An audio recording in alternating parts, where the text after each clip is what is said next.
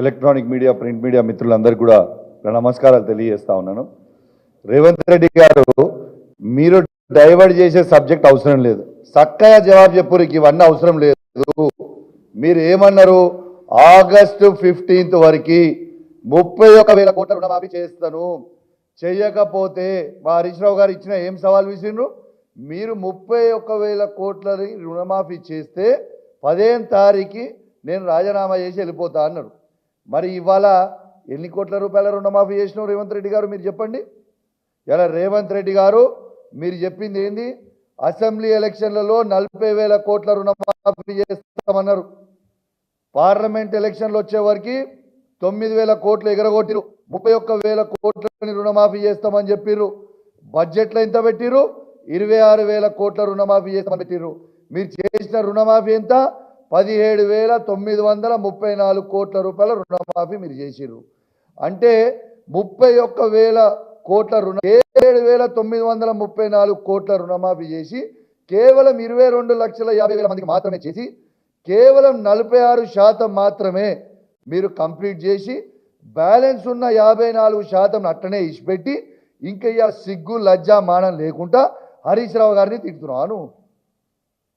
నీకు సిగ్గు శరం ఉంటే ఇయాలన ప్రజలకి క్షమాపణ చెప్పి మన అమరవీరుల స్తూపం దగ్గర ముక్కు భూమికి రాకి తప్పైపోయింది, నేను ఆ రోజు చెప్పింది ఒకటి అది చేసింది ఒకటి అని చెప్పు.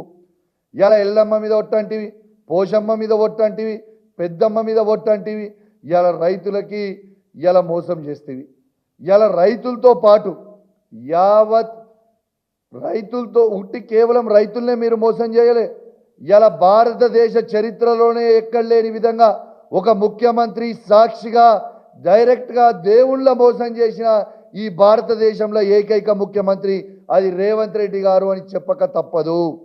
నువ్వేమో తిడుతుంటే బాగా గొప్ప అనుకుంటున్నావానే, మాకు తిట్లు రావానే? నీకంటే నీ అయ్య తాత కంటే ఎక్కువ తిట్లు మాకు వస్తుంది, కానీ మాకు సంస్కారం అడ్డం వస్తుంది. కాబట్టి నీకు కాదు మేము ఇజ్జత్ ఇచ్చేది, ఆ కుర్చీకి ఇజ్జత్ ఇస్తున్నాం. ఇవాళ వాస్తవంగా చెప్పాలంటే రేవంత్ రెడ్డి గారి మూసీ కంటే ఎక్కువ కంపు రేవంత్ రెడ్డి గారి నోరు కొడుతూ ఉంది. మూసీ ప్రక్షాళన చేసుడు కాదు, ఎన్ని కోట్లు ఖర్చు అయినా సరే మూసీ ప్రక్షాళన చేసుడు కాదు, ఎన్ని కోట్లు ఖర్చు అయినా సరే రేవంత్ రెడ్డి నోరు ప్రక్షాళన చేయాల్సిన అవసరం ఉందని చెప్పి ఈ సందర్భంగా తెలియజేస్తా ఉన్నాము. చక్కగా రేపు వచ్చి నువ్వు రాజీనామా చేయాల్సిన అవసరం నీ మీద ఉందని చెప్పి ఈ సందర్భంగా తెలియజేస్తా ఉన్నాను.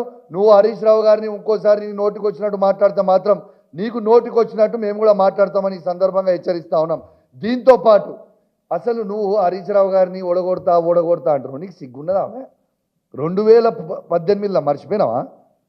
నిన్ను కొడంగల్లా చిత్తుగా కేసీఆర్ గారి నాయకత్వంలో హరీష్ రావు ఇన్ఛార్జ్ ఉండే నేను ఆల్రెడీ ఓడగొట్టిండు కదా.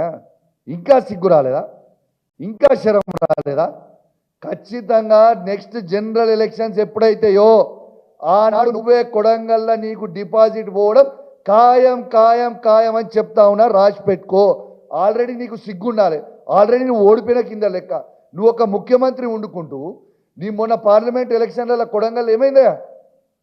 నీకు అసెంబ్లీ ఎలక్షన్లో 33,000 మెజార్టీ వస్తే మొన్న పార్లమెంట్ ఎలక్షన్లో 22,000 మెజార్టీ వచ్చింది. సిగ్గు లేకుండా నువ్వు ఆల్రెడీ ఓడిపోయినావు కదా అని చెప్పి సందర్భంగా తెలియజేస్తూ హరీష్ రావు గారిని విమర్శించే స్థాయి నీది కాదని తెలియజేస్తూ సెలవు తీసుకుంటా ఉన్నాను.